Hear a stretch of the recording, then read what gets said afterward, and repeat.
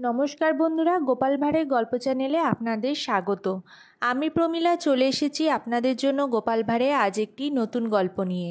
গল্পটির নাম সত্যি ও মিথ্যার দূরত্ব। তাহলে চলুন শুরু করি আজকের গল্প। রাজা কৃষ্ণচন্দ্রের রাজসভায় গোপালের পরিচয় হলো তিনি একজন ভাঁড়।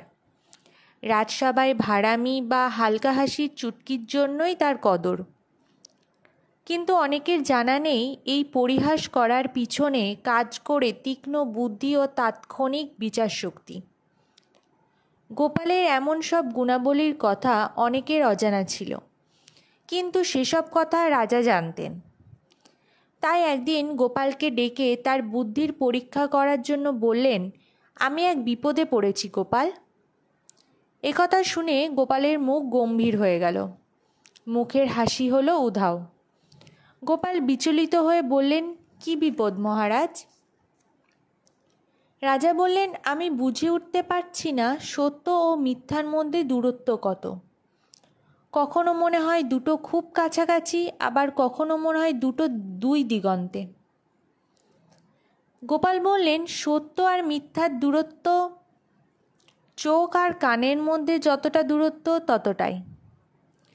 মহারাজ গোপালের এই উত্তর ঠিকমতো বুঝতে পারলেন না, তাই তিনি তার ব্যাখ্যা জানতে চাইলেন। গোপাল বললেন, কানের শোনা আর চোখের দেখা কখনোই এক হতে পারে না। কানে যা শোনা যায় তা চাক্ষুষ প্রমাণিত হলে তবেই তা সত্যি। সেজন্য সত্য ও মিথ্যার সঙ্গে চোখ কানের সম্পর্ক খুবই গভীর। চোখ কানের মধ্যে দূরত্ব যতটা, সত্যি মিথ্যার মধ্যে দূরত্ব ঠিক ততটা। রাজা কৃষ্ণচন্দ্র গোপালের এই ধরনের উত্তরে মুগ্ধ হলেন। এরকম উত্তর কেবল পণ্ডিত সভাসদদের কাছ থেকেই প্রত্যাশা করা যায়। রাজা তাই গোপালের ওপর খুবই প্রীত হয়ে বললেন, কে বলে তুমি আমার রাজসভার শুধু ভার? তুমি আমার একজন বিজ্ঞ পরামর্শদাতা সভাসদও।